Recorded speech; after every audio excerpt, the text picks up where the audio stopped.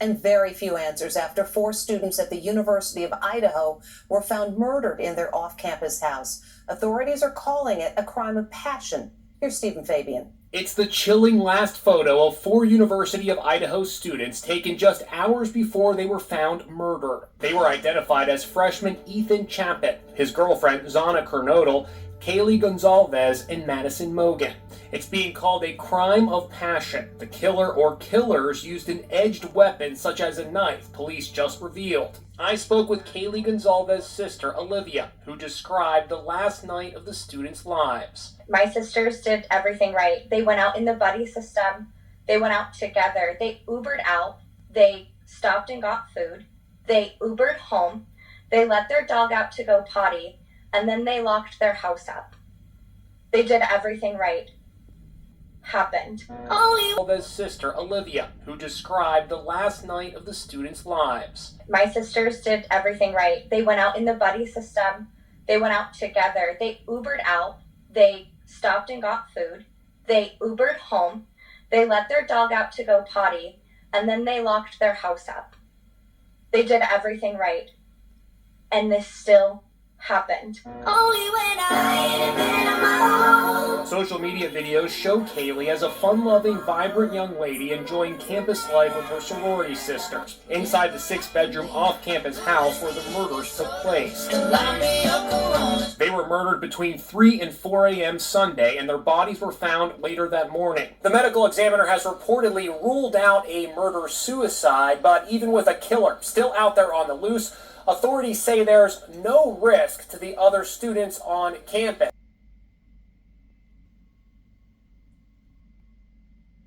Focus is shifting to where the other 2 victims, Zana Kernodle and Ethan Chapin, were between 9 p.m. when they were at a gathering at a Sigma Chi fraternity and 1:45 a.m. when they returned home, just a short distance from the frat house. Police fear students who have the information are reluctant to come forward. News Nation's Brian Enton is in Idaho. Police told me they want to send a message out to the kids here on campus. They're not concerned about what was happening at any of these parties, whether the kids were drinking or the college students were smoking pot or whatever. They're not going to get in trouble, police say. They just want the information about where Zana and Ethan were. Authorities are calling it a crime of passion. Here's Stephen Fabian.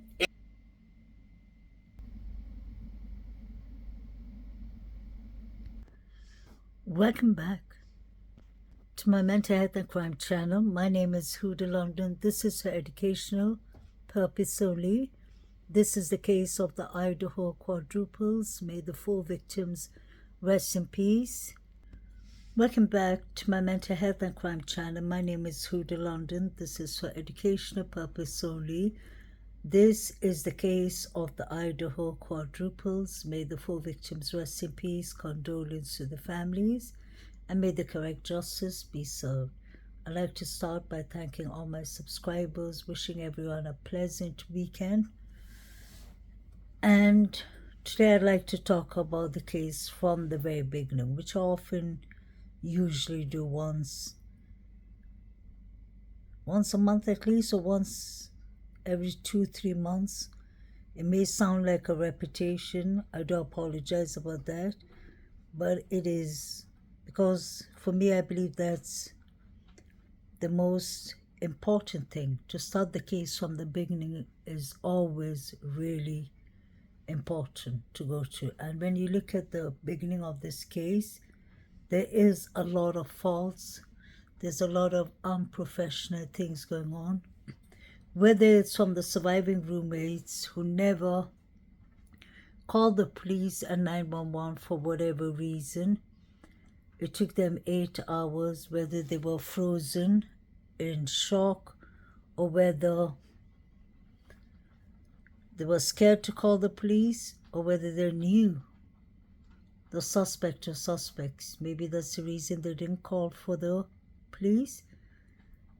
But the fact that the 911 call is still under gag order is kind of strange, because when you think about it, every case you hear about the 911 call, although the case hasn't even gone to trial. it was said by the Chief Fry, and it was said by Captain Lanier that the 911 call said that there were many people talking. The dispatcher heard many people talking on the 911 call. And we've heard that there were many people at the house after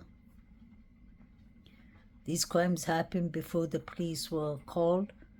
I showed you all plenty of times from the beginning. Eva, who's Kaylee's friend, who says clearly, Eva says that I said, let's not panic, maybe it's an accident. And then I called Kaylee, and obviously nobody answered, and she starts crying, and then she says, that was 10 in the morning. So she was informed before 10 in the morning. You have Eaton, his mother, saying 2 a.m. is the hardest time for us. What happened at 2 a.m.? How did she know? Obviously, she knew to her other two triplets, that's Hunter and Maisie. Many people were at this residence after this horrific crimes happened, so anything could have got planted easily in this house. I'm not saying anyone did it intentionally, but that's a possibility too. If somebody was involved in these crimes, they would try and take the blame far away from them as possible. That's obviously common sense. Now, the clips that I played, one was from Inside Edition from the beginning, where they said crime of passion. We heard the mayor using that same phrase, saying it's a crime of passion. I wonder what do they mean by crime of passion.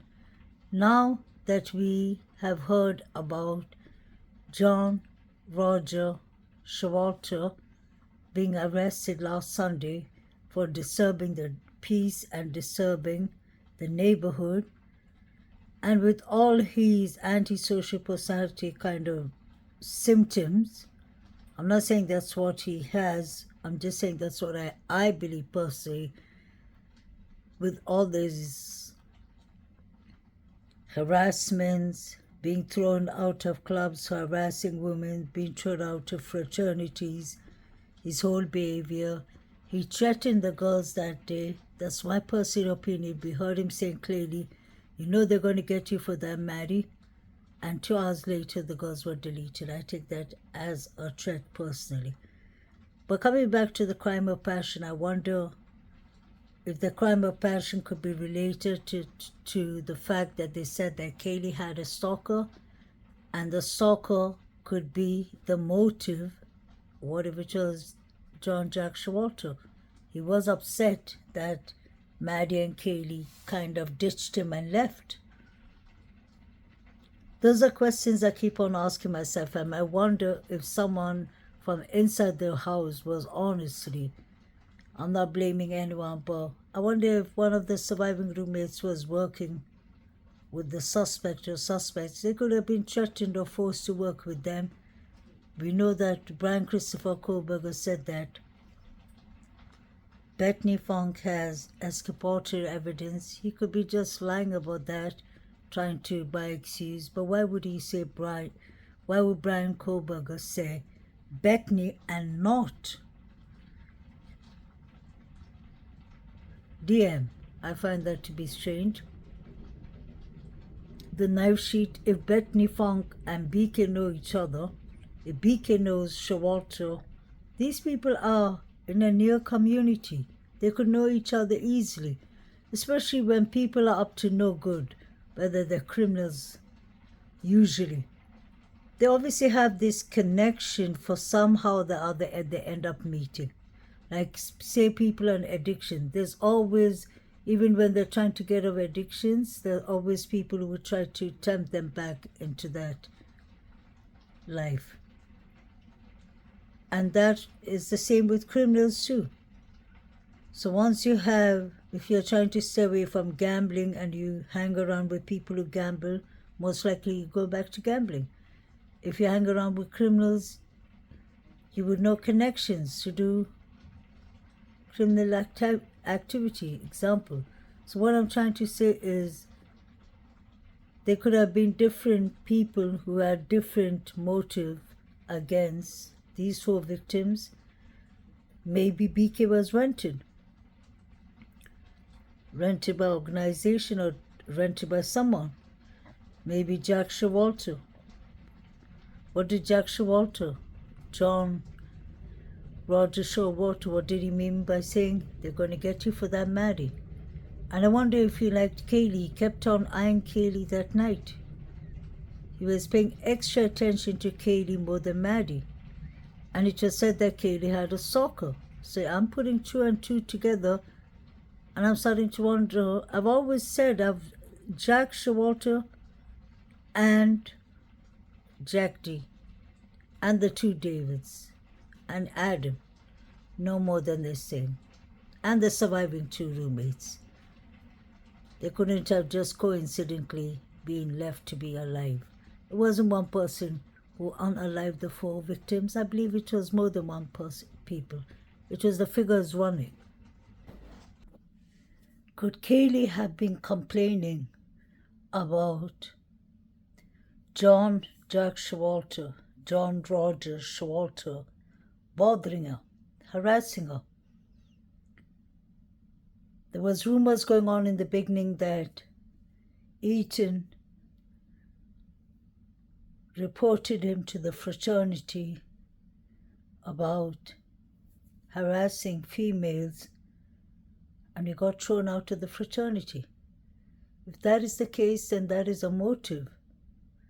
He was the only person who allegedly left at 2 a.m. to Boise, Idaho. He went to his parents' cabin. We don't know what he did and where he was. And in case he did this, or in case he did it together with BK, it would make sense where the K-bar knife went to. Because he drove out of Idaho, Moscow. And I heard that the police integration was done over the phone. If that is the case, then I wonder how much resources and how much work went into the police from the beginning of this case. Because let's not forget, the police did not call the FBI until, I believe, it was the 17th of November 2022. So 5 days there was no FBI help because Idaho Moscow police did not request for it. Think about that. And this is a small police department with very few officers. That one of them was barely 26, according to Steve Gongalves. And we saw the officers, some of them were very young, unexperienced, because not a lot of crimes take place at that part of Idaho. So the police decided to start with, they did not let the coroner come in until 5 to 5:30. And they did not call for FBI backup and help. And the FBI, as we know, the Federal Bureau of Investigation, are the most qualified ones with everything. They have the money, resources, skills, behavior unit, profile unit. They have everything. But I wonder why Chief Fry and his team did not ask for the FBI's help until the 17th. That's 5 days later. And the first 48 hours was really crucial for them to be asking the people who were the last to see the girls. Let's not forget, John Roger Showalter was one of the last people to see Maddie and Kaylee. When he saw them last, he said, Maddie, you know they're going to get you for that, Maddie. So he passed a threat. The police did not check his hands to see if he had any injuries, if he had any K-bar with him, or they didn't check his family's house, I assume, in Boise, Idaho. his parents' cabin. He's a hunter. He's a professional wrestler. He could have done this so easily, and he lived in Queens Road. With the symptoms of his behavior, that is one thing I've been noticing from the beginning, because as a licensed mental health counselor, I think about certain things as a counselor. Behaviors that are odd, that catch out quickly for the human eye to see. Behavior patterns, allegedly. And from the very beginning, it didn't seem like John Jack Showalter was of any good news. I hate to say that, but it's the truth. We saw Maddie saying, "F you, mister." The expert even said it on one of the mainstream news channels when they asked him. And he ciphered the sound to get a clearer sound. He was an engineer, data engineer. And she clearly said, "F you, mister." So for her to have said, "F you, mister," pardon my language, I'm sure is because for Maddie to say that to John Roger Showalter, something was really bothering her. He must have been harassing them all night and they were getting tired of him. It was said that they got him thrown out of the corner club that night. So imagine if they got him thrown out of the corner club and they come out and he's waiting to escort them to the grub truck. That is not a good thing for the girls. And if it's true that Showalter, and to start with, Showalter and Hudson Lindo, the young man who was found in the creek unalived, or they said, the police said it was an accident. He was found frozen in the frozen creek, basically. And a couple of years before that, another young man was found in 2016. So I don't know, is this something that the frat boys do when they get bored? Because strangely enough, both happened after parties were done by the frats. Hudson Lindo, that same night there was a party by the Sigma Chi, I believe. Or no, it was Delta Tau Delt. One of them had a party and John Jack Showalter was there. And this young man, Hudson Lindo, was in the same fraternity with Eaton. I wonder if Eaton was telling someone else about some findings he must have run into about who was behind this young man, Hudson, is unaliving. Somebody gave him some kind of pills to get him in that state. And it's very strange that he was found a distance from the frats. Why would he just wander off? Where are the frat boys? Where are his bros that are supposed to be looking after him? This doesn't make sense at all, honestly. And that young man was in a party, and that night, that party, allegedly, Xana Kernodle, John Jack Showalter, Maddie, and Jake attended that party. So what really happened to that young man? And then we had the quadruples the same night. Sigma Chi fraternity had a party. They all just can't be coincidence. Are these people sacrificing students, or are these people taking their beef a bit too far? Or is this just a crime of passion? No matter what way you look at it, for me, John Jack Showalter, in my opinion, allegedly, Jack D, allegedly, the two Davids, allegedly, Adam, DM, BF. DM friend or boyfriend, Queen Kelly. They all play somehow a role in these unalivings, I personally believe. Not just accusing them. When a case like this happens, you always have to start with the nearest. Who did they know besides their closest friends and families? Who were their pals? Who were they hanging around with? What were their timings like? Who would they have been chilling with last? Who did they feel safe around? And when you think about it, this house, the unfortunate thing was everyone knew the front code. So everyone had access to the front code of the house, the front entry. I wonder if that was the reason that Zana wanted asked her father to come and change the locks. But I think that was personally for her room, because we all know that front locks can't be changed without the landlord's permission, because the other people sharing the access door with you. But you can imagine how many people were coming in and out of the house that even the students wouldn't have been honestly aware of. Maddie seemed to be, both the times the police came, she was apparently, once Zana said and once the boy said to open the door, that Maddie was at the corner club.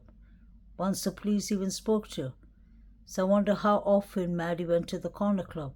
And I wonder if Maddie told Adam something the night before the unalivings, not that same night, or maybe even a week before. All these things are things to think about. But where was Ethan and Zana? Was there a fight at the Sigma Chi fraternity like it was said? That's the only thing that makes sense. The 4chan explains a lot of how they're going to do it within 90 minutes. They weren't going to take mobile devices because they didn't want the Wi-Fi to catch them.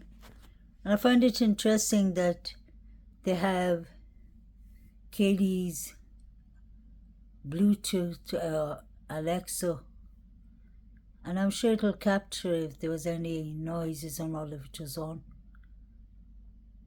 And I wonder what the girls, all 4 victims' last phone says. For last phone calls, they called Jack D 10 times, Maddie and Kaylee. I wonder if Jack D was busy calling himself. Guys, this is just my opinions. Everyone's entitled to theirs. We heard the girls yelling, "Stop it, stop," a girl yelling. And that was at 3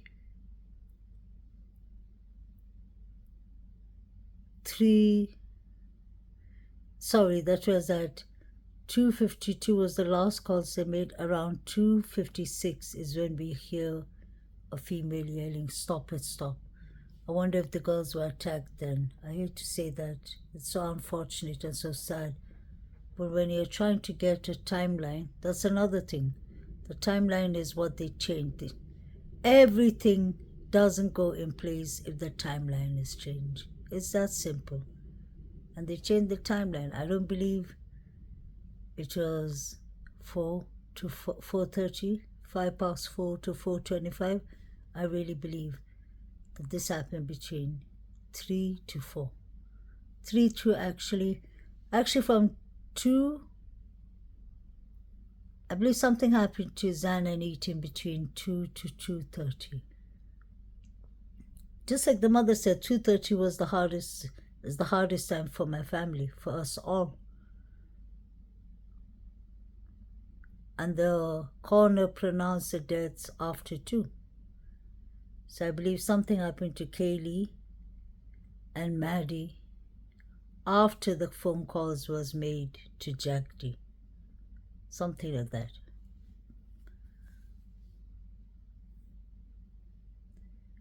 And I wouldn't be surprised if there's a connection with Jack D. John, Jack, Shawalter, we know they both know each other, and Adam, we saw them all 3 at the corner club from that infamous picture where Jack D is sitting on the bar stool and Maddie and Kaylee are standing in front of him and talking to him. We see Adam Lauder and Jack Schwartz on the other side talking. So something was actually cooking up that night. And at the same time, I believe Ethan and Zana got themselves into trouble with the Davids. Things were brewing up. Like the 4chan said, many things was going on. And I showed you all today that the ladder, when the police came to Kaylee and Hunter at the sliding door, that was in September. You can see the ladder is lying down.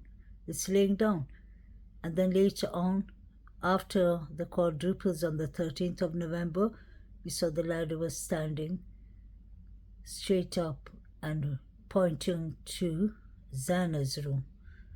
So did someone put it there so that they could climb into the room or leave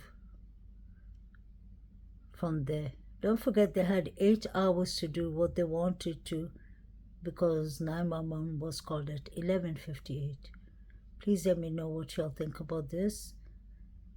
The crime of passion, my question is, could it have been the fact that Kaylee had a stalker? I really believe she had a stalker.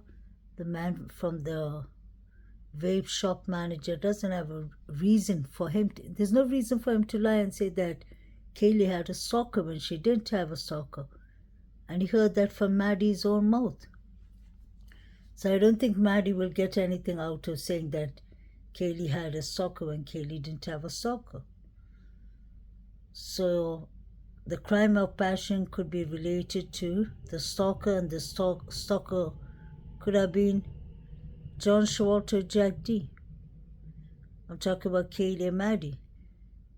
And I don't think I think Kaylee was sleeping in her bed in her room. She was playing with her dog, and I think she heard maybe Maddie yelling. And she ran to Maddie's aid and she got thrown on the bed. Because the pictures are exposed first on YouTube